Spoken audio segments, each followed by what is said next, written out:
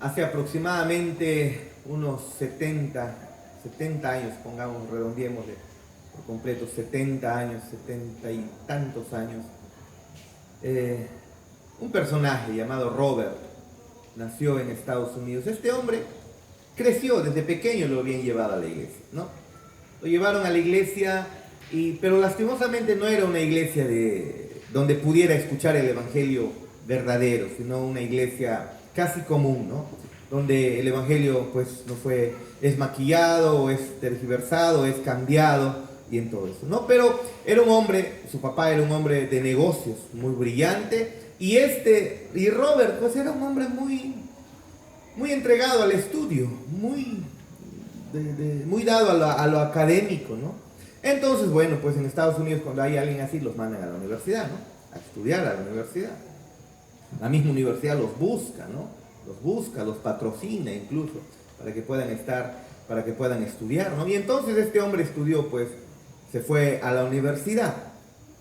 Pero en cierta ocasión, en una conversación con un amigo que él encontró, este amigo le habló de Dios, era un reformado, un bautista reformado, y entonces le habló de Dios y como que quedó él impresionado, quedó conmovido. Al poco tiempo él dice que se convirtió al Señor, y entonces en su deseo de conocer más al Señor creció en la fe. Él cuenta que se convirtió a Cristo, pero llegó un momento en el que su deseo por estudiar el Antiguo Testamento, su deseo por estudiar las Escrituras y el Nuevo Testamento lo llevó a toparse con Romanos capítulo 9. Romanos capítulo 9, hermanos, es el talón de Aquiles de muchos. Y si usted recuerda, Romanos capítulo 9 también ha sido aquello que nos ha hecho temblar hace mucho tiempo aquí en la iglesia, y todavía creo nos hace temblar, ¿no? Yo sé que la curiosidad le va a ganar si es que no recuerda a qué texto nos estamos refiriendo, y lo va a ir a buscar. No es necesario, búsquelo en su casa porque no vamos a exponer Romanos capítulo 9. Pero sobre la soberanía de Dios, ¿no? Romanos 9 habla acerca de la soberanía de Dios. Y entonces él se topa con la soberanía de Dios, y entonces de Romanos 9 específicamente, y eso cambia su vida por completo. Un giro completo. Hablar de la soberanía de Dios, hermanos, en este tiempo es, usted sabe, un tanto complicado. No un tanto complicado, pero muy complicado. Nosotros mismos en esta iglesia, como hemos dicho hace un momento, incluso hasta hemos zapateado cuando hemos escuchado que Dios es soberano, aunque lo sabíamos, aunque en nuestros oídos, aunque en nuestra mente hemos escuchado acerca del Dios soberano. Lastimosamente no hemos llegado a meditar muy bien en lo que implica la soberanía de nuestro Dios, ¿no? Así que cuando Robert se encuentra con este concepto, con esta idea, con estas doctrinas acerca de la soberanía de Dios aquí en Romanos capítulo 9, eso lo llevó a él a golpear el corazón mucho, y fue un punto de quiebre para luego él avanzar en su caminar cristiano.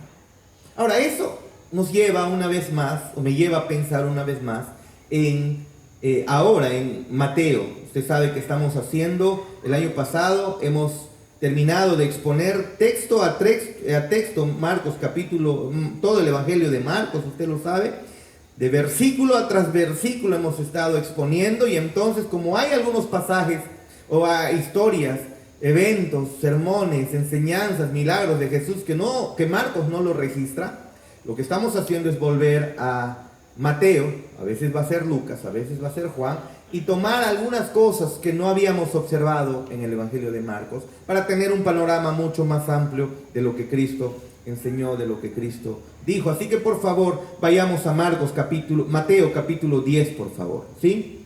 Mateo capítulo 10.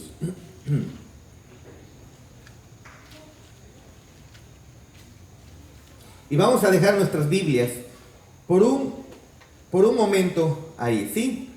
Mateo capítulo 10, versículo 26. Antes, un poquito de contexto. ¿Qué es lo que está ocurriendo antes de llegar a Mateo capítulo 10 aquí? que tenemos. Un poquito de contexto, ¿no? Usted sabe que el contexto general de todo el contexto histórico, el contexto político, social, ideológico, lo hemos visto en el estudio de Mateo, ¿no? De Marcos, ¿no es así? Ya hemos visto. Incluso el contexto geográfico también hemos observado ahí. Así que no vamos a profundizar mucho en ello, porque recuerden que estamos retrocediendo, ¿sí? Y entonces un poco, pero de contexto. Vean ustedes, en el capítulo 10, del Señor Jesús llama a sus discípulos. Ahí en el capítulo 10, versículo 1, el Señor Jesús está llamando a sus 12 discípulos, ¿no? Estos 12 a quienes Él va a comenzar su preparación, ¿no es así? Luego entonces Él los elige y luego los va a enviar a predicar la llegada del Mesías. Es decir, les envía a predicar la llegada de Él, que el reino de Dios ha llegado, ¿no? Creo que veamos nosotros lo que dice, ¿no? Mateo capítulo 10, versículo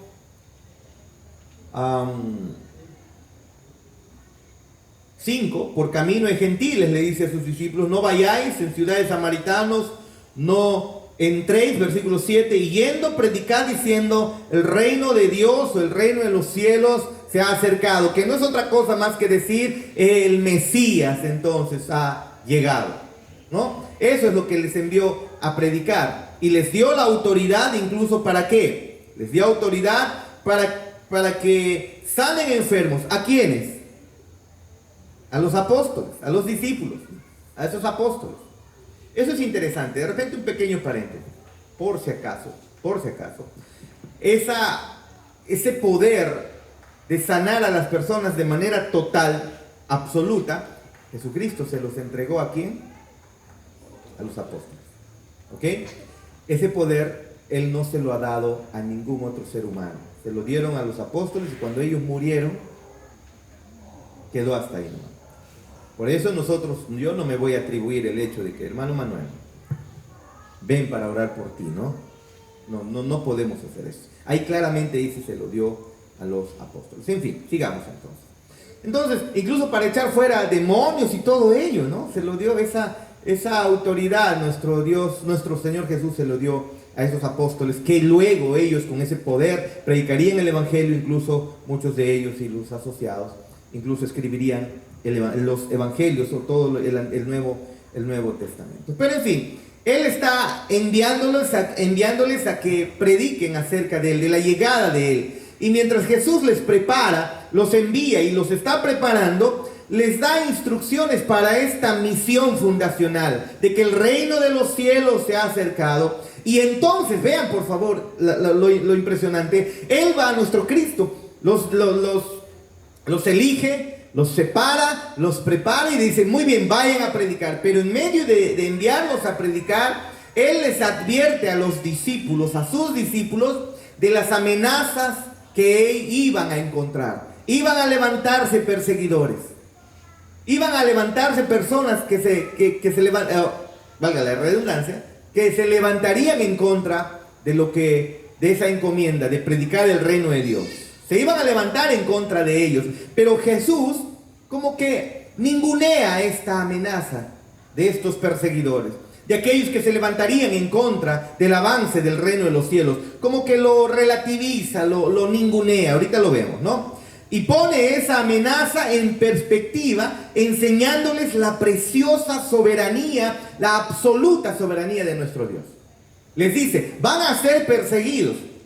Usted lo va a leer en casa, ¿no? Persecuciones venideras, versículo 16. Y aquí yo os envío como ovejas en medio de lobos. Sed pues prudentes como serpientes y sencillos como palomas. Y ahí les advierte de los muchos peligros que sus discípulos pasarían por predicar el Evangelio, por predicar el reino de Dios, por haber optado, por haber entregado su corazón al servicio del Mesías, al servicio de Dios. Pero recuerden, a pesar de que les advierte, no les está diciendo, miren, como de repente algunos dicen, ¿no? Ay, ¿quieres ser médico? Eso sí que es chévere, vas a estar ahí en el Olimpo, en el hospital, ahí vas a caminar por sobre encima de los demás, vas a hacer, ¿no? Así caminan pues, los médicos, y son los dioses del Olimpo en el hospital, y si es que tienen más especialidades, mucho más todavía, ¿no? Pero no les dicen que ellos podrían ser demandados por hacer una negligencia, por cortar mal, por administrar mal un medicamento, podrían terminar presos. No les dicen que en un momento tienen que tomar decisiones ahí en medio de la operación a ver si es que van a tener el temple para obrar rápidamente e incluso se les van a morir personas. Antes de que comiencen a estudiar medicina, casi no están pensando eso ellos, ¿no? No están pensando. Solamente están pensando de repente en el prestigio y todo. Y en realidad para casi todas las carreras es casi lo mismo, ¿no? Se nos habla de los beneficios, de lo hermoso, de la pompa, pero no se nos enseña a veces lo que realmente implica y lo complicado que puede ser. Ahora, Jesús no es de ese tipo. Jesús llama a sus discípulos y les dice claramente, de esto se trata, para que no estés pensando mal, seguirme se trata de esto, y hemos estado observando eso en las semanas pasadas. De esto se trata y saben, esto va a ocurrir, los van a perseguir, incluso los van a matar, pero tranquilos, o sea, les van a matar, ¿no? Pero tranquilos, algo así. Pero en medio de ello, Él levanta por sobre encima de esos peligros, ¿no?, la soberanía de nuestro Dios. Y de eso quisiéramos ver un poquito en esta noche. Ahora, eso, hermanos, es fascinante, porque Jesús no solamente enseñó la soberanía absoluta de nuestro Dios, sino que, miren en qué momento le enseñó. Cuando está preparando a sus discípulos, a estos misioneros, para ser enviados, porque Cristo sabía que ellos necesitaban tener esta verdad antes de salir, y no se encuentren al final, pues no se choquen al final con una realidad que se les había ocultado. No está haciendo eso Jesús. Les habla claramente. Ellos necesitarían conocer esta verdad acerca de Dios, de que Dios es soberano y su soberanía es absoluta, para poder perseverar, porque si no, ellos no perseverarían. Para poder soportar lo que se les vendría, para poder hacer frente a la ferocidad, a la guerra que se les venía y a la ferocidad con la que se levantarían muchos hombres enemigos de Dios, incluso Satanás mismo, y que ellos lo iban a enfrentar cara a cara. Sí, el cristianismo es una guerra, hermano. Una guerra. Ustedes ven los peligros que había eso con la guerra de Rusia y Ucrania. Déjame decirte que las escrituras muestran una guerra mayor. Es cuando una persona se convierte en creyente. Ahí es donde comienza la verdadera guerra. Es una guerra espiritual. Ellos necesitarían saber esto. La guerra es fuerte, pero tranquilo. Dios es soberano. Él lo tiene todo bajo control. Con eso en mente, vayamos a Mateo capítulo 10, versículo 26, por favor. Así que, dice nuestro Señor Jesús, así que no los temáis. Ya saben a quiénes, ¿no? A los que van a perseguir, ¿no? No los temáis, porque no hay nada encubierto que no haya de ser manifestado, ni oculto que no haya de saberse. Lo que os digo en tinieblas, decidlo, ¿en qué dice? En la luz. Y lo que oís al oído, clamadlo desde las azoteas. Y no temáis a los que matan el cuerpo, más el alma no pueden matar, ¿no? ¿Se dan cuenta la ninguneada? Y cómo es que nuestro Cristo les dice, no temáis a los que los matan, al que puede matar el cuerpo, más el alma no pueden matar. Y aquí viene, más temed más bien a aquel que puede destruir el alma y el cuerpo en el infierno. No se venden 2 pajarillos por un cuarto. Con todo, ni uno de ellos cae a tierra sin vuestro Padre, pues aún vuestros cabellos están todos contados. Así que no temáis, más valéis vosotros que muchos pajarillos. A cualquiera pues que me confiese delante de los hombres, yo también le confesaré delante de mi Padre que está en los cielos. Y a cualquiera que me niegue delante de los hombres, yo también le negaré delante de mi Padre que está en los cielos. Unas 4 verdades me gustaría observar con ustedes. Unas 4 verdades que están contenidas aquí en este corto pasaje que acabamos de leer, ¿sí? Para que nosotros, mientras que caminamos de la mano con Cristo, podamos ser fortalecidos. Y para aquellos que todavía no conocen a Cristo, puedan ver a Cristo como un Dios glorioso, maravilloso, que extiende sus brazos de amor para aquel que venga con el corazón arrepentido. Muy bien, lo primero que vamos a ver es la persecución, ¿no? La persecución, al final de cuentas, no va a prosperar, hermanos. Es lo primero que vamos a ver. Hay persecución contra los creyentes, hay persecución contra los hijos de Dios, pero al final esa persecución no va a prosperar, va a fallar al final de cuentas. Y lo vemos ahí en el versículo 26 y 27. Otra vez miremoslo, por favor. Así que no los temáis, porque no hay nada encubierto que no haya de ser manifestado, ni oculto que haya de saberse, que no haya de saberse. Lo que os digo en tinieblas, decidlo en la luz, y lo que oís al oído, proclamadlo desde las azoteas. Miren lo que está ocurriendo aquí. Jesús está fortaleciendo a sus seguidores para la persecución que se les vendría. Ellos iban a enfrentar una persecución inmediata. Y Jesús los está preparando. A lo largo de toda su vida, estos discípulos se enfrentarían a esa persecución. De tal manera que usted sabe, los discípulos, no hay ni uno de ellos que no haya muerto de una manera bien trágica. Seguidores de Cristo. No murieron en vejez, ahí con nietos amontonados, ¿no? Dándole su herencia a los hijos, a los nietos, ¿no? Diciendo, chao hijitos, nos vemos con el Señor cuando... No murieron así. Pedro, crucificado boca abajo, decapitados, atravesados, cortados en dos, metidos en aceite hirviendo. Si usted busca los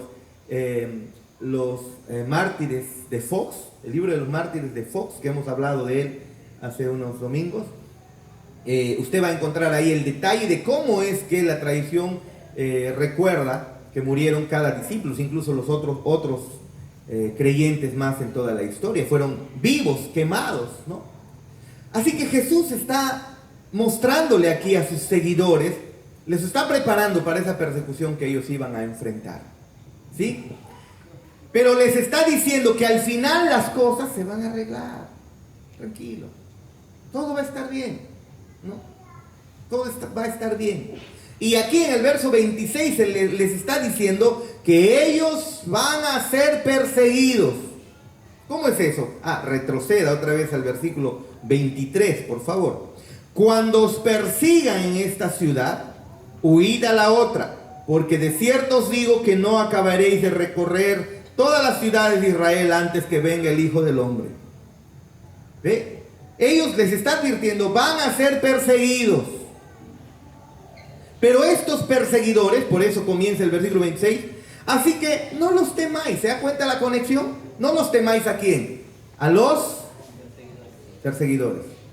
No los temáis, dice.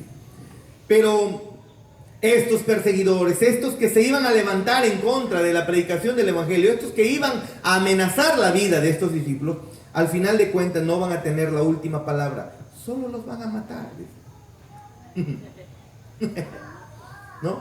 No tendrían la última palabra. La oposición a Jesús, la oposición al Evangelio, mis amados hermanos, sería revelado en el sentido de que al final, ¿no? Finalmente, públicamente va a ser desaprobada y va a ser condenada esa oposición que ellos están teniendo. Y luego en el versículo 27, escuche usted lo que dice. Lo que os digo en tinieblas, decidlo en la luz. Y lo que es oído, lo que oís al oído, proclamadlo desde las aldeas. ¿Qué es lo que Cristo está diciendo, no? Hay perseguidores, los van a buscar, están ahí tal vez escondidos, se van a levantar como que sigilosos, escondidos, para querer matarlos, pero tranquilos, por el mensaje que ustedes van a dar, por la manera en cómo van a vivir, pero tranquilos. Lo que yo les digo, estas enseñanzas, por favor, síganlo esparciendo. Háganlo a viva voz, ¿no? Actualmente se está dando aquí entre ustedes, seguramente, posiblemente también signifique. Yo les estoy hablando a ustedes este mensaje, pero una vez que avancen, ustedes enséñenlos a todo el mundo, y la manera en lo que dice es a través de subir a las azoteas. Ese tiempo no había micrófono, hermano. ¿no? ¿Qué dirías si de repente en ese tiempo hubiera habido micrófono? Pues agarra tu parlante y grítalo a viva voz, de repente diría, ¿no? O agarra el Facebook y ahí predica, ¿no? En vez de hacer de chistes y locuras, TikTok y todo eso. El hermano Freddy nos decía que TikTok es una hermosa plataforma, no para hacer tonterías, sino para poder llevar el mensaje del Evangelio, ¿no? Una plataforma me decía que el algoritmo que tiene, el TikTok es muy, muy interesante, porque llega mucho más a las personas. Y él me decía, se debería hacer pequeños cortos y ponerlo en TikTok.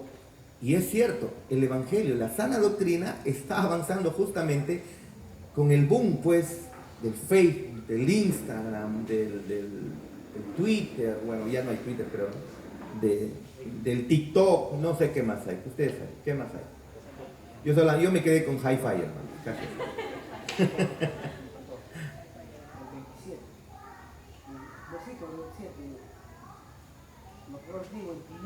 Exactamente. O sea, lo que estoy diciendo aquí en lo secreto, no tiene la connotación ahí de maldad, ¿no? Lo que estoy diciéndolo ahí en secreto, vamos, proliférenlo, ¿no? Proliférenlo. Eso es lo que está diciendo, ¿no? Por eso usa la imagen ahí, versículo 27, en las azoteas. Ahora, no es que los discípulos fueran a predicar literalmente desde las azoteas. Pero claro, si tú estás en una ciudad en ese tiempo, el lugar más alto donde la gente podría oír, ¿qué cosa sería? En lo alto de una casa, desde ahí se pudiera oír, ¿no es así? Así que está diciendo desde las azoteas, es decir, el mensaje al final, proclámenlo. El Evangelio no sería finalmente un secreto, tiene que ser algo que debe ser anunciado. No te lo debes quedar para ti. A los discípulos les dice, yo les digo a ustedes, pero que no se entre por aquí y se quede interno, que entre por aquí, no salga por aquí, sino por aquí. Proclámalo, ¿no? Eso es lo que está diciendo. Finalmente, el Evangelio sería una noticia pública y nosotros estamos encargados de que así sea, nos muestra el Señor. Puede que estén aprendiendo algunas cosas aquí en privado, es como que estuviera diciendo él. En este grupo pequeño, como nosotros que estamos aprendiendo aquí en el discipulado y en la iglesia, somos pocos, no somos multitud. Estamos aprendiendo cosas, verdades hermosas, pero una vez aprendida, se debe proclamar. Tienen ustedes el hermoso privilegio de compartir lo que se aprende con otros. Eso es lo que básicamente está diciendo aquí el Señor. Ahora, en el último día, al día final, cuando todo esto ya sea consumado, cuando todas nuestras pretensiones de creernos superiores a los demás, mejores que los demás, cuando todo eso completamente caiga, cuando la humanidad se dé cuenta del estado paupérrimo en el que se encuentra, de la miseria espiritual en la que se encuentra, cuando todas las vendas de los ojos caigan por completo y se vea la realidad, la verdad de cada ser humano, cuando se llegue a discernir por completo y públicamente que el ser humano está en una pobreza espiritual tal y que necesita de la misericordia y la gracia de Dios, aunque en el día final ya no habrá más esperanza, ese día va a ser un día de revelación. Todo el mundo conocerá el Evangelio. Muchos para perdición y muchos gozosos para salvación. Eso es básicamente lo que está mostrándose aquí. Nuestro orgullo, nuestra avaricia esconde la realidad del Evangelio, esconde la gloria y la hermosura de nuestro Señor. Y entonces, durante este tiempo, el ser humano está ahí como que poniéndole énfasis a quién es Él y minimizando la gloria de Dios. Eso se ve en lo que vemos en el celular, por ejemplo, ¿no? Mucho más tiempo, hay que reconocerlo, ¿no? Mucho más tiempo en el celular que en la Biblia, por ejemplo, ¿no? Llegará un día en donde nos daremos cuenta de las realidades eternas. Para muchos despertaremos en la gloria con el Señor y otros para condenación, nos muestra la Escritura. Así que, y luego dice, mis amados hermanos, el versículo 27, lo que os digo en tinieblas, decidlo en la luz, y lo que oís al oído, proclamadlo desde las azoteas. Un día todo se hará evidente. La propia santidad de Dios, la bondad de Dios, su justicia, su rectitud se van a hacer evidente frente a nuestros propios corazones. Esos corazones pecaminosos, malvados, delante de nosotros se hará evidente la santidad y la justicia, la rectitud, la misericordia de nuestro Dios y incluso su ira, eso lo sabemos. Ahora, volviendo un tanto al tema, es cierto, es obvio que todo discípulo, todo creyente sufre de alguna manera alguna persecución. Yo les dije en una ocasión, si Cristo ya nos ha salvado, ¿para qué continuamos en este mundo? Ya deberíamos haber sido recogidos, ¿no es así? Si Él ya nos ha dado lo más hermoso, lo más glorioso, la vida eterna, la comunión con Él y salvación, por lo tanto, pues deberíamos irnos a morir, a habitar con Él. Pero Él todavía no lo ha hecho. En ese sentido, entonces, usted y yo todavía estamos en este mundo y estamos siendo angustiados, estamos sufriendo. De alguna manera, usted y yo estamos sufriendo en este mundo. Algunos están sufriendo con las deudas. Algunos están sufriendo con enfermedades. Algunos están sufriendo todavía con este corazón que se quiere resistir a alinearse a la bondad, a la verdad de Dios. De alguna manera todos estamos sufriendo. De alguna manera como que este mundo milita en contra de nuestra fe y como que nos está persiguiendo por lo que creemos, por lo que hacemos. Dile nomás a alguien el domingo no me toquen, voy a la iglesia. Ay, hermanito, te crees, ¿no? Algo así, ¿no? Yo sé que el asunto es mucho más serio, ¿no? Hay hermanos, hay mujeres, hay hombres que de repente se enfrentan a la frialdad de su pareja debido a que son creyentes. Pero sea quien sea la fuente de tu tormento, sea quien sea la fuente de tu sufrimiento en este momento, date cuenta que Jesús está prometiendo que eso va a terminar, eso va a acabar. Llegará un día en el que eso se terminará por completo. Algún abuso emocional, alguna injusticia que puedas estar pasando, algún sufrimiento, ten la certeza, y Jesús nos muestra, eso se va a acabar. Parece que nadie lo sabe, parece que te están haciendo injusticia y nadie lo sabe. Ten en cuenta que Jesús sí lo sabe y un día todas esas injusticias se acabarán. Tal vez estás pensando, yo estoy aquí sentado, pero aquí los hermanos no conocen mi verdadero sufrimiento, no conocen las injusticias que me están haciendo. Déjame decirte que sí, hay alguien que sí conoce, y realmente a Él es que nos debe importar que le conozca, que conozca, y ese es nuestro Señor. La verdad saldrá a la luz porque Dios hará eso al final, nos dice las Escrituras. ¿Ve? Eso Él lo va a hacer. Versículo 27, lo que os digo en tinieblas, decidlo en la luz, y lo que oís al oído, proclamadlo desde las azoteas. Tranquilo, no hay nada que no se haya al final de manifestar. Al final Dios lo pondrá a la luz. Eso es lo que Él nos está diciendo. Pero recuerda, son pruebas leves comparadas con la abrumadora bondad de nuestro Dios. Son sufrimientos temporales comparados al eterno amor de Dios entregado en Cristo Jesús y a la vida eterna que Él nos ha prometido. ¿No es así? Son pruebas leves, les está diciendo a sus discípulos, comparados con el precioso amor de Cristo, que incluso los ha escogido para llevar a predicar el mensaje, para que ellos difundan el mensaje del Evangelio. Les está diciendo, las pruebas son fuertes, sí, pero no tienen comparación con la gloria de predicar el Evangelio. Es decir, predicar el Evangelio. Para predicar el Evangelio, ten en cuenta que es más glorioso y sobrepasa incluso a tus sufrimientos, ¿no? A tus dolores. Eso es. Él nos está incluyendo para que nosotros podamos proclamar su mensaje. Está incluyendo a sus discípulos aquí para que puedan proclamar el mensaje. Y entonces les está diciendo, es más glorioso la proclamación del Evangelio que tus mismos sufrimientos. Vale la pena soportar ese sufrimiento por predicar el Evangelio, por seguirme. De eso es lo que Él les está diciendo. ¿Sí?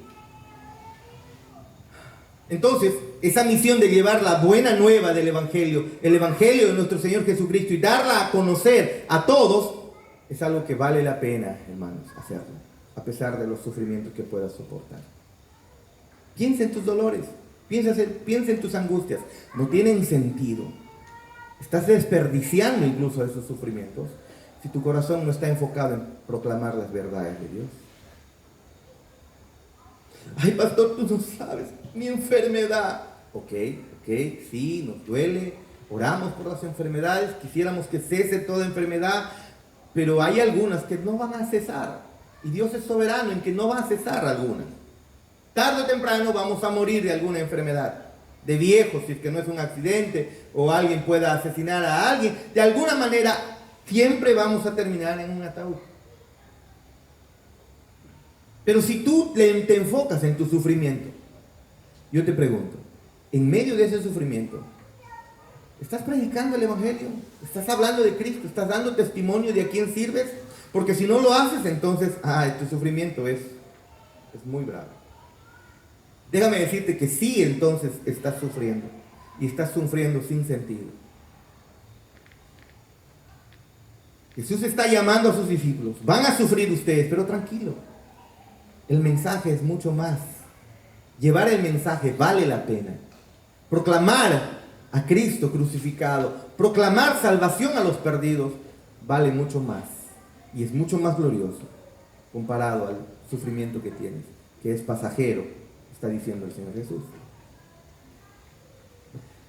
Así que esa es nuestra misión, llevar la buena nueva, darla a conocer a todos. Sabemos que esa es su voluntad y que Dios incluso nos está usando para ese fin. Entonces deberíamos compartir esa gran noticia de que nosotros hemos pecado en contra de Dios, de que su gran amor y su gran misericordia, en su gran amor y su gran misericordia, el Padre Celestial ha enviado a su Hijo único, a quien lo encarnó, ¿no es así? Lo llevó a nacer de una virgen, a Jesús, ¿no? Y que Él vivió una vida perfecta, cumpliendo los mandamientos, la ley de Dios, la ley de su Padre, del Padre Celestial. Luego Él murió una muerte que Él no merecía, pero murió la muerte que tú y yo sí merecíamos. Ese es el mensaje. Ese mensaje es mucho más importante que tu sufrimiento. Proclamar ese mensaje es mucho más importante que las penurias que puedas pasar acá. Vale la pena. Eso es lo que Cristo nos está mostrando. Lleven el mensaje. Minimiza tu sufrimiento. Vas a sufrir, pero recuerden, Dios es soberano. Nosotros nos enfocamos en nuestro dolor. Nosotros nos enfocamos en lo que... Ay, tú no sabes lo que me hacen. Tú no sabes lo que esta mujer o este hombre me ha hecho. Nos enfocamos en nosotros. Nos enfocamos en nuestro dolor. Y el Señor nos dice, tranquilos, eso va a terminar pronto. Mientras, predícale al mundo. Lleva el mensaje. Vive el mensaje. Mira al mundo cómo se pierde. Y predica. Tu sufrimiento va a terminar. Recuérdale al mundo que Cristo murió en lugar de todos nosotros.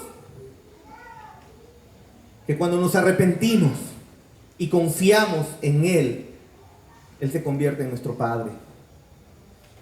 Predícale eso al mundo. Deja de estar pensando en tus dolores, en tus ansiedades, en tus decepciones, en tus frustraciones, en tus anhelos y tus sueños. Su mensaje vale la pena sufrir, hermanos. Pero si no lo estamos haciendo, realmente estás sufriendo. Predica, enseña que Cristo resucitó de entre los muertos, que Él ascendió a la diestra de Dios Padre, que presentó ese sacrificio delante de Dios Padre y el Padre lo aceptó. Y la gran noticia, el gran mensaje es de que te arrepientas, de que el mundo necesita arrepentimiento de sus pecados. necesita venir delante de este Cristo en arrepentimiento, en fe, y confiemos en Él para que podamos ser perdonados completamente. Eso es lo que Cristo nos está diciendo. Tranquilos, van a venir persecuciones, van a haber sufrimientos. Tranquilos. No se desesperen, esto va a ser leve, esto va a ser pasajero. Porque si somos hijos de Dios, somos aceptados para siempre. Esa es la gran noticia. Por eso nosotros aquí como iglesia bíblica, gracia y verdad, valoramos las oportunidades que se nos pueda dar de poder predicar el Evangelio, ¿no? Si nos invita Freddy al horno, no vamos por su aniversario por el pollo, ¿no? Sino porque hay almas que hay que predicarle el Evangelio. Tenemos que predicar el Evangelio. Tenemos la responsabilidad de que se nos haya confiado este mensaje. Y nuestro gozo es que Él nos ha dado las fuerzas para poder hacer bocas, para poder hacer eso y difundir su mensaje.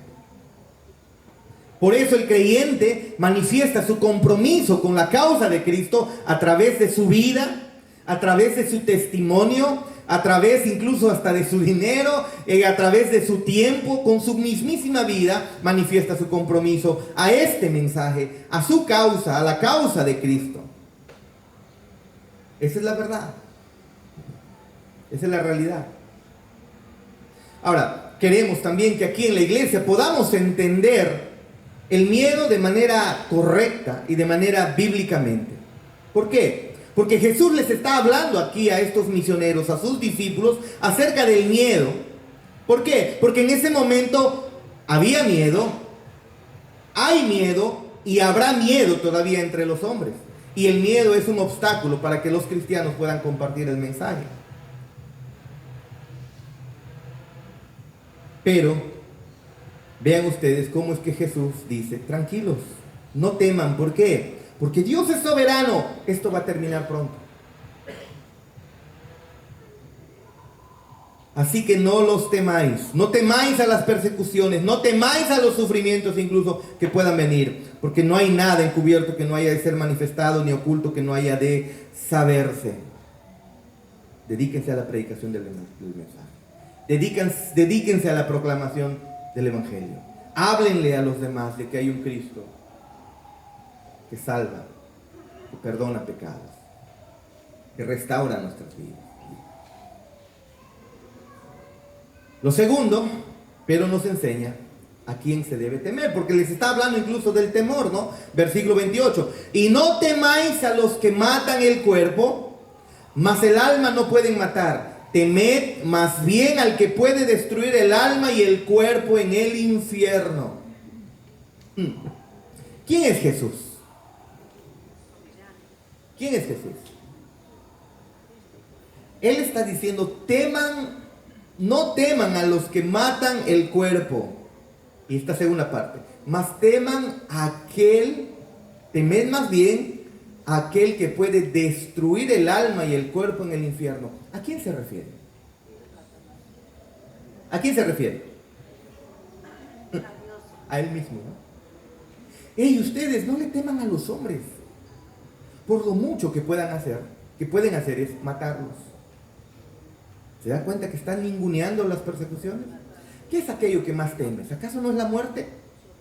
A esa muerte adiciónale todos los temores que puedas tener, pero la muerte es la mayor de todas. Y Cristo viene y dice: no le teman a aquellos que pueden matar el cuerpo. No lo hagan. Más bien témanme a mí, les está diciendo, ¿no? Porque yo puedo destruir el alma y el cuerpo en el infierno. Espérate, no es Satanás a quien hay que temer. No es Satanás y a los demonios a quien nosotros tenemos que estar prestándole atención y temer. ¿No es así? Algunos ven este pasaje, ven la mención al infierno y piensan: debe ser Satanás. Satanás va a destruir nuestra alma en el infierno. La Biblia no dice que Satanás es quien reina en el infierno. La Biblia dice que Dios es quien reina en el infierno, con su santidad, con su justicia, con su ira, sin misericordia y sin piedad. Es Dios quien reina en el infierno. Satanás no está feliz gozándose ahí con su Coca-Cola.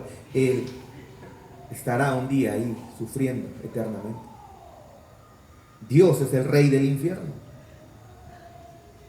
Reina ahí con su santidad y con su justicia.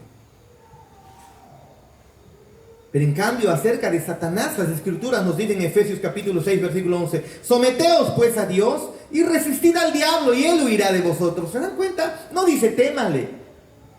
No dice teme a Satanás. Santiago 4:7 dice: someteos pues a Dios, ¿no? Resistid al diablo y él va a huir de vosotros. Él va a huir de nosotros. No es Dios quien es soberano en el juicio, hermanos. No, no lo es. Efesios 6:11, Santiago 4:7, son los dos textos. ¿Sí? No es Dios o no es Satanás el soberano, es Dios quien es soberano en el juicio. Solo hay un legislador y a la misma vez es juez. Solo Él puede salvar, solamente Él puede destruir, nos muestra las Escrituras. Vean ustedes, Jesús no fue lentamente, ¿no? Mire, por favor, quiero que regresen a esta escena. Jesús está escogiendo a sus discípulos y Él no les está dando de a poquito como lo hago yo, ¿no? No les está diciendo las verdades de a poquito. Jesús aceleró con fuerza, de 0 a 100 kilómetros en un segundo, hermano. Les está diciendo la verdad, que se les pediría un sacrificio mortal por seguirle. Requieren incluso, los van a perseguir, van a estar en peligro de muerte incluso por seguirles. Y todos ellos al final murieron. Eso es otra historia, claro, ¿no? Destruir y temer. Destruir y temer son dos palabras que saltan aquí. Y no temáis a los que matan el cuerpo, mas el alma no pueden matar. Temed más bien a aquel que puede destruir el alma y el cuerpo en el infierno. A quien que puede destruirte eternamente en el infierno, a ese teme. Ahora, aquí Jesús no está enseñando la aniquilación de las personas, porque las personas, nosotros somos personas, o el ser humano, o la persona, está conformado por su cuerpo y por su alma, ¿no? Ya hemos aprendido eso en el discipulado. Cuando una persona muere, lo que muere, biológicamente lo que muere es su cuerpo. Su alma no muere. Su alma no muere. Las personas piensan, ay, me voy a suicidar. Adiós, mundo cruel, ¿no? ¿Y por qué te quieres matar? Ay, mi enamoradito de 12 años me ha dejado, ¿no? Suena chistoso, pero hay personas, hay adolescentes que quieren hacer eso. Y piensan que con la muerte, o cualquier persona que quiera suicidarse, piensan que con la muerte se les acabará el sufrimiento. No, la persona, la esencia, el alma no muere, el espíritu no muere, el espíritu continúa, lo que muere es lo biológico. Eso es lo que Dios puede hacer, destruir no solamente el cuerpo, sino también el alma, pero destruir ambos, dice, eternamente en el infierno, cuerpo y alma, llevados a condenación eterna. Eso es lo que está diciendo. Más adelante, en el capítulo 25, Jesús habla acerca de eso, ¿no? De eso habla. Teme a Dios, es lo que está diciendo. ¿Qué significa temerle al final de cuentas? Pero es, en primer lugar, considerarlo a Él como primero. Cuando mi papá llegaba a casa, después de tiempo llegaba a casa y nos sentábamos a la mesa para comer, al primero que le servían siempre era mi papá, ¿no? Y después siempre era así, siempre.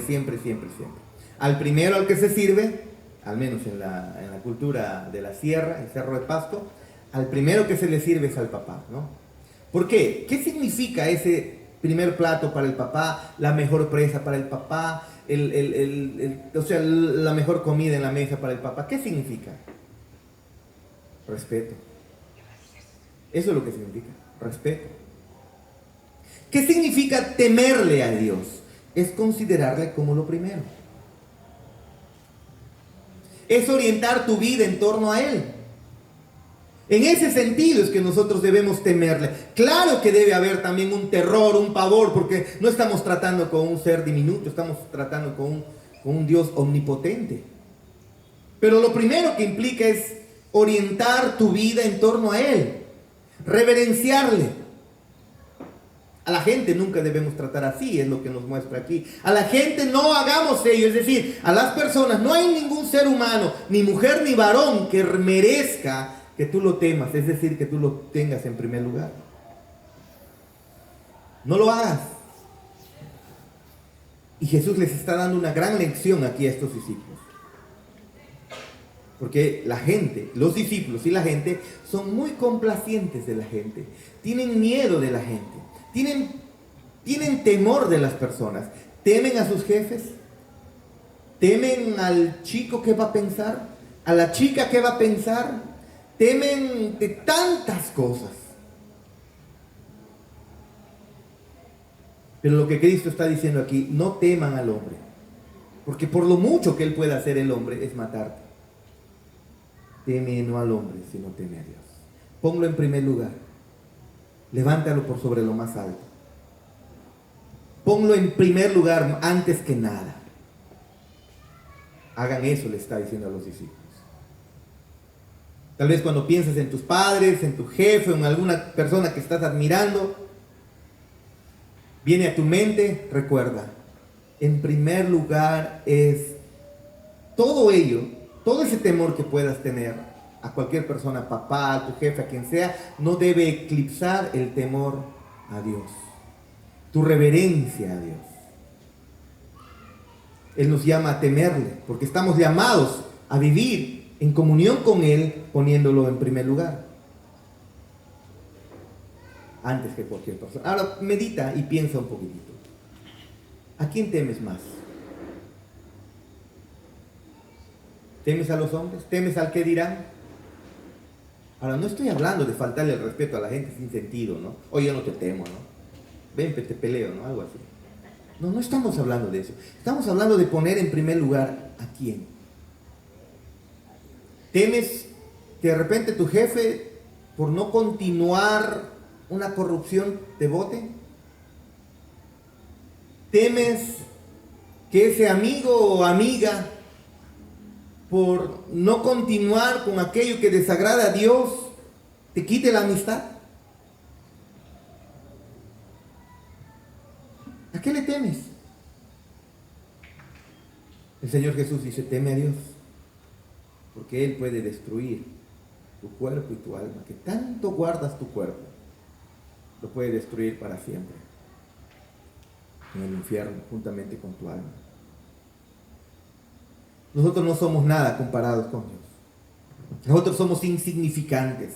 Nosotros somos objetos, no somos objetos dignos de devoción, como lo es nuestro Dios.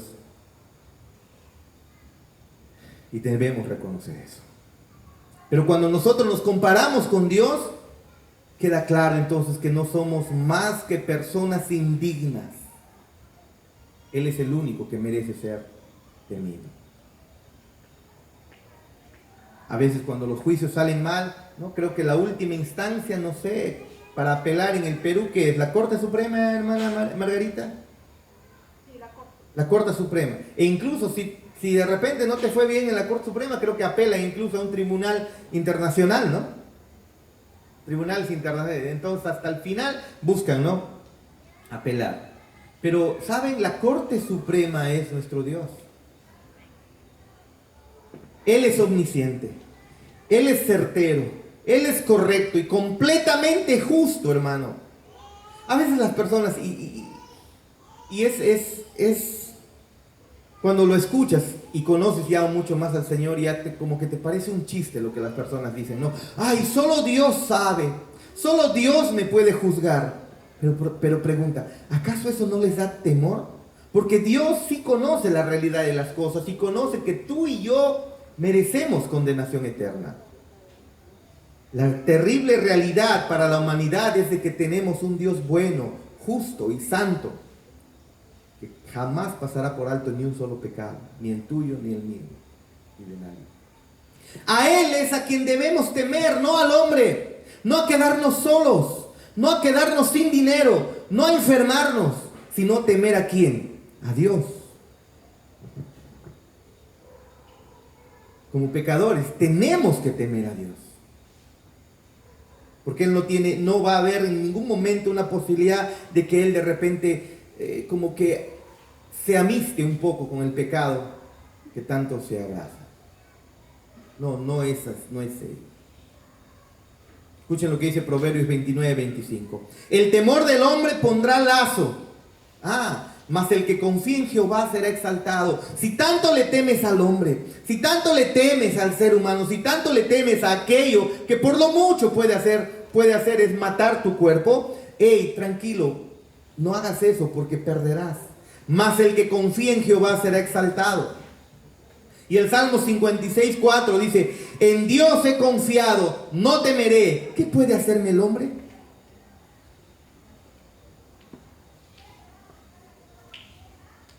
¿Qué nos dice la palabra de Dios? El temor al hombre es temporal y nos lleva a un sendero de muerte. El hombre lo que necesita es temer verdaderamente a Dios. Y nuestra oración aquí en la iglesia es que puedas temer a Dios antes que a los hombres. Puedas temer a Dios antes que cualquier cosa.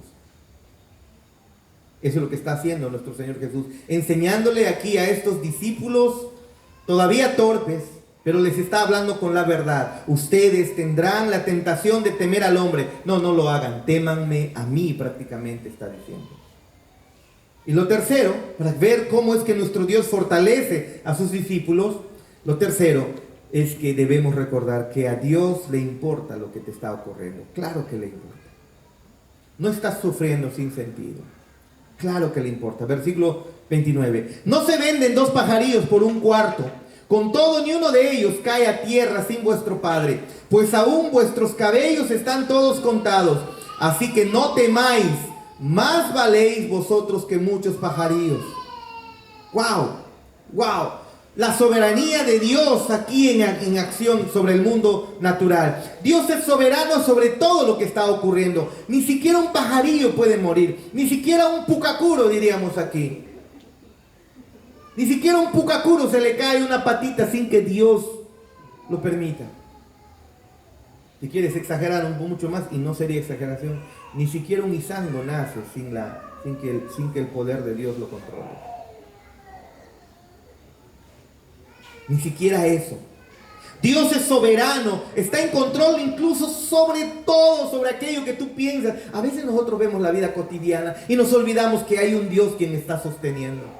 Vemos un ave que está planeando en el cielo. Es un efecto pues de los principios de las leyes de la gravedad, más las leyes de la aerodinámica, y está planeando. No solamente es eso. Es Dios soberano quien está permitiendo eso. Estornudas, es Dios quien lo permite. Se te cae un cabello, es Dios quien lo permite o lo controla. Todo no puede funcionar este universo si Dios no está en control de cada cosa, de cada átomo, de cada partícula subatómica. Nada escapa de su soberanía.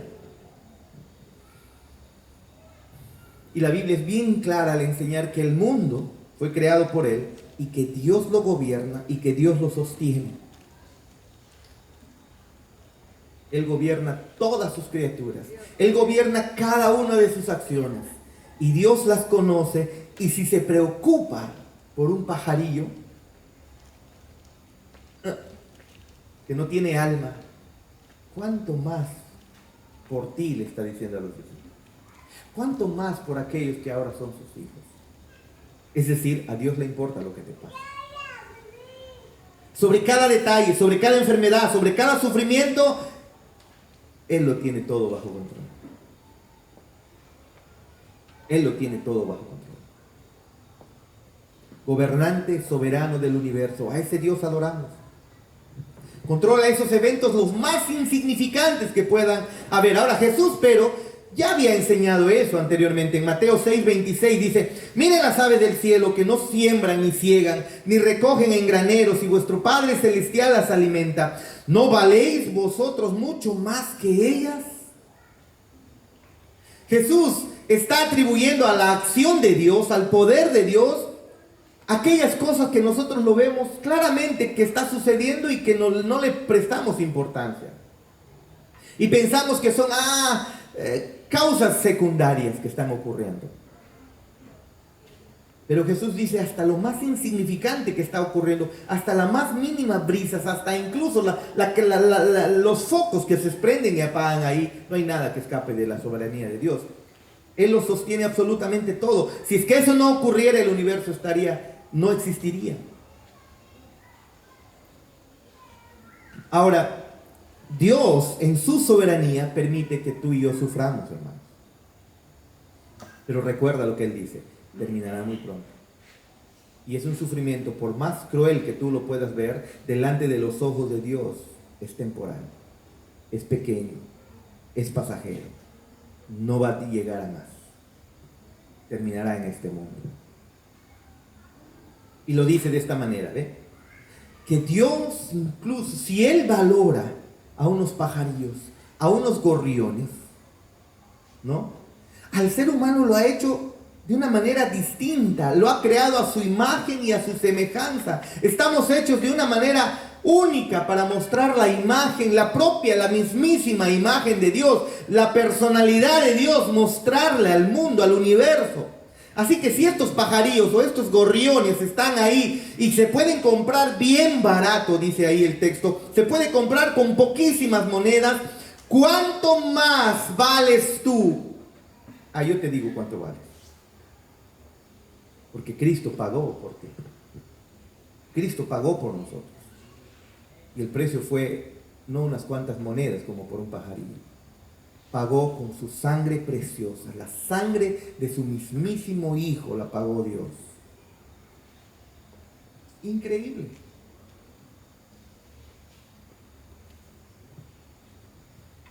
Pues aún vuestros cabellos, dice el versículo 30, están todos contados. Yo en la tarde nos veía, ¿no? Los muchachos me decían, estás más canoso. Y de verdad me fui al espejo y estoy más canoso. Y yo digo, y una vez que se rellene de blanco, para ser mucho más hermano de la hermana Nísida, ¿no? Con su cabello blanco. Y entonces veía ahí cabellos blancos, ¿no? Y me ponía a pensar, incluso cada uno de ellos no puede salir si no está bajo el control de nuestro Dios. Si Él se preocupa de cosas tan insignificantes, ¿cómo no se va a preocupar por ti? Las personas son preciosas para Dios. Una de las cosas que ha hecho el cristianismo, hermanos, al mundo, una de las contribuciones que ha hecho el cristianismo en el mundo es de elevar la comprensión del valor de cada individuo. Si tú sacas a Dios de la sociedad, el ser humano no vale nada, porque el ser humano, para el ateísmo, para el naturalismo, el ser humano solamente es una simple casualidad, una evolución de elementos que se juntaron hace millones y millones de años. Carbono, hidrógeno, nitrógeno, oxígeno se juntaron, formaron una pequeña proteína, inicialmente ni siquiera proteína, una molécula ahí como el CO2, el oxígeno molecular, el hidrógeno molecular, en fin, hay elementos que se formaron, moléculas, y esas moléculas se asociaron y formaron entonces las primeras pequeñas proteínas, y así comenzó a suceder de manera casual, de manera espontánea, de manera al azar, de tal manera que llegamos a ser nosotros. Entonces nosotros no tenemos valor si solamente somos simple evolución. Si se puede matar a un perro, si se puede matar a un pucacuro, que también es producto de la evolución, ¿por qué no matarte a ti? ¿Por qué no matarnos a nosotros? No tenemos valor. El cristianismo es el que le da valor al hombre cuando dice que hemos sido creados a la imagen y semejanza de Dios. Somos preciosos para Dios porque portamos su imagen, aunque ahora caída, pero portamos su imagen.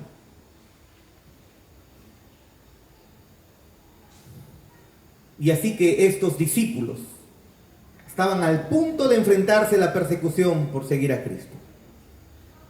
Pero bien claro les dice Cristo que Dios, el Padre, les proveería siempre para ellos. Que podían confiar, que podían podían entregarse a Él. Que Dios es soberano incluso en medio de nuestras pruebas. Van a enfrentar persecución, pero tranquilos, Dios tiene todas las sartenes por el mango. Es Él quien está controlando todo. Y tú, amado hermano, tú, amado amigo que estás aquí hoy, necesitas entender la soberanía de Dios si tú quieres seguir creyendo, si quieres continuar en este mundo caído. Si tú no entiendes la soberanía de Dios, si tú no entiendes que Dios está controlando todas las circunstancias, tanto el nacimiento como la muerte, es parte del control de Dios, entonces tú vivirás en este mundo y tus sufrimientos serán muchos más terribles, porque aquel que confía que Dios es soberano, descansa con una sonrisa confiada en el Señor. No hay sufrimiento en este mundo que pueda minar nuestra confianza en Cristo. No hay sufrimiento que pueda llevar a sucumbir o a minimizar nuestra fe en Cristo. No lo hay. ¿Por qué? Porque es Cristo el soberano sobre nuestro sufrimiento. Su bondad trasciende a nuestros dolores. Eso es lo que Cristo está mostrando. Y por último, Jesús es el único camino a Dios. Versículo 32. A cualquiera pues que me confiese delante de los hombres, yo también le confesaré delante de mi Padre que está en los cielos. Y a cualquiera que me niegue delante de los hombres, yo también le negaré delante de mi Padre que está en los cielos. Ahora, este texto no está diciendo que Pedro se fue al infierno por negar a Cristo. No está significando eso. Hay una manera en la que uno niega y es una negación absoluta, la cual es manifiesta en nuestra vida diaria. Si a un creyente verdadero, si a un cristiano de repente le ponen una pistola en la cabeza y le dicen, niega a Cristo, si no mato a tu hermana, a tu papá, a tu mamá, podría suceder que este cristiano dice, está bien, lo niego, pero no irse al infierno. No estamos hablando de esos momentos, ¿no?, especiales. El negar a Cristo implica el estilo de vida que está llevando, que niega realmente la fe. El tipo de negación de la que Jesús está hablando aquí no es la negación de la que muchos de nosotros hemos hecho alguna vez. Seguramente yo en la universidad habrá negado a Cristo muchas veces a través de sus acciones. De repente el hermano en su trabajo ha negado a Cristo muchas veces con sus acciones. De repente el hermano Ángel Tello, ¿no?, temeroso del Señor, ha negado a Cristo de repente en esta semana y no se ha dado cuenta. No estamos hablando de ese negación, no estamos diciendo de que no, yo no sirvo a Cristo, yo sí voy a la iglesia, no se refiere a eso, sino que en vez de optar por las glorias de Dios, en vez por optar en hacer la voluntad de Dios, nos desviamos y optamos por hacer lo contrario. Y eso creo que todo el mundo lo hemos hecho. Así que no se refiere a ese tipo de negación, sino a la negación que tú manifiestas o que el ser humano manifiesta contrariamente vive a la voluntad de Dios y no le importa. Y no le importa. Eso es lo que está mostrando aquí. Cualquiera que me niegue delante de los hombres, cualquiera que me niegue en su caminar, cualquiera que no esté dispuesto a hacer mi voluntad, más bien niegue mis caminos a través de su estilo de vida, yo lo negaré al final. Eso es lo que Cristo está mostrando acá. Y la única manera de vivir una vida en comunión con Dios es a través de creer en Cristo y vivir no para negarle. ¿Le estás negando con tus palabras? Yo voy a la iglesia, pero ¿salen lisuras de tus bocas? Lo estás negando. Ahora, ¿eso es una práctica constante? ¿No tienes temor, no tienes dolor de ello? Ten cuidado. ¿Le estás negando con tu economía de tal manera que estás haciendo negocios fraudulentos? ¿Le estás negando con tu economía? No, yo confío en el Señor, que Él me da y Él me quita, pero estás teniendo tanto temor que estás queriendo hacer negocios que no van, que no son de acorde a los creyentes, a la santidad de Dios. Estás negando a Cristo. Y si esa es tu vida constante, ten cuidado. Ten confianza plena en Dios. No lo niegues. No lo niegues.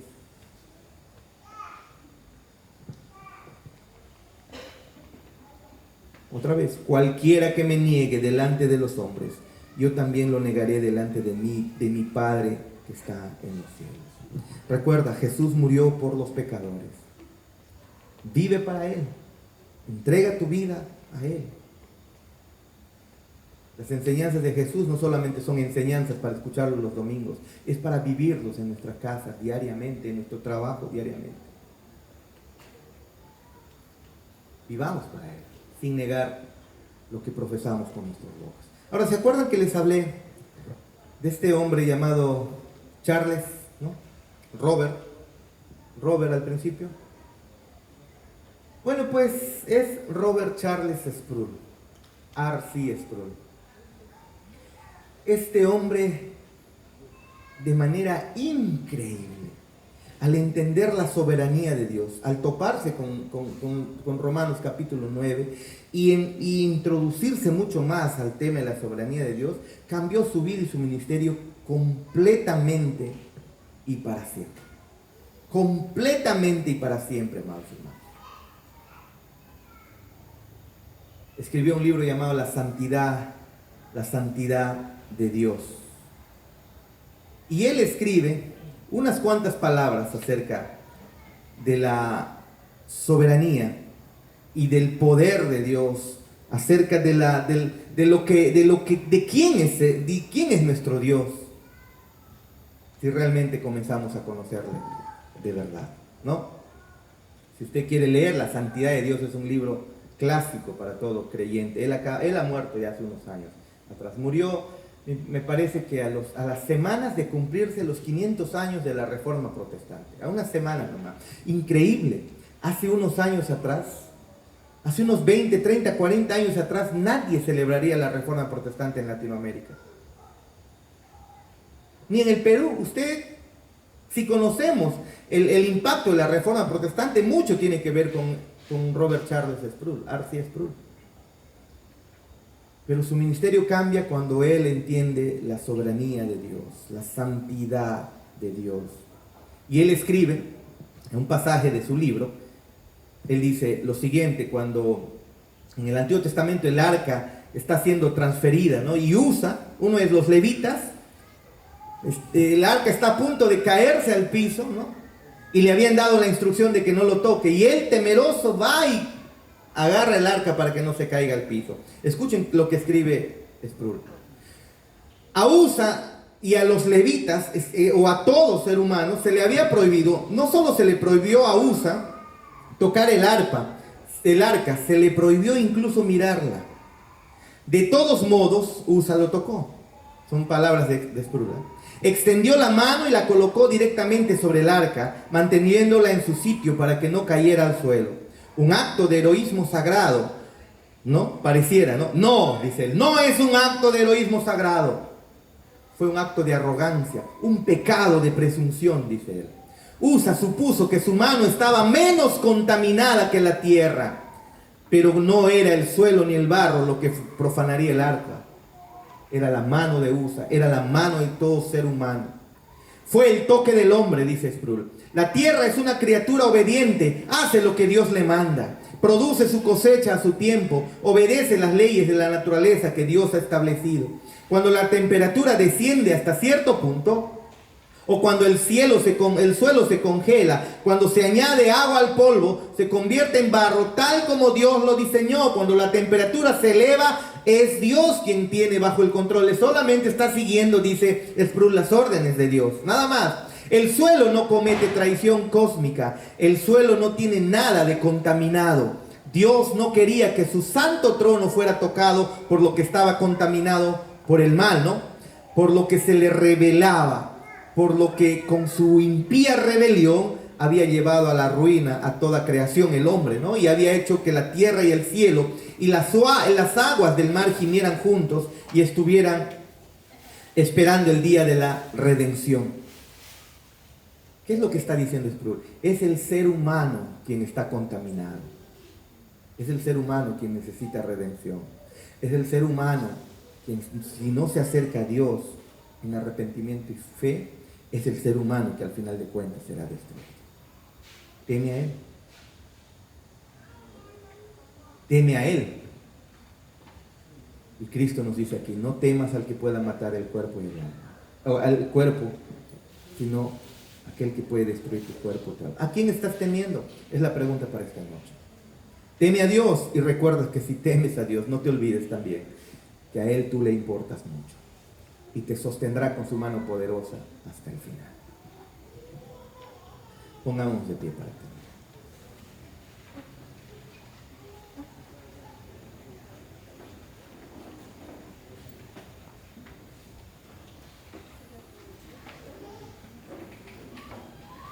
Este Dios santo demanda tu compromiso con su verdad. Este Dios santo demanda tu vida en devoción a Él. La pregunta es, ¿lo reconocerás como Dios, como Señor, como Rey, como soberano? ¿O temerás a tus sueños, a tus anhelos, a los hombres, a las mujeres? ¿Temerás a tu estatus, tu reputación, en vez de seguirle a Él? Él nos ordena, quebranta tu corazón hoy. Y entonces tu vida comenzará, verdaderamente puede comenzar. Padre Celestial,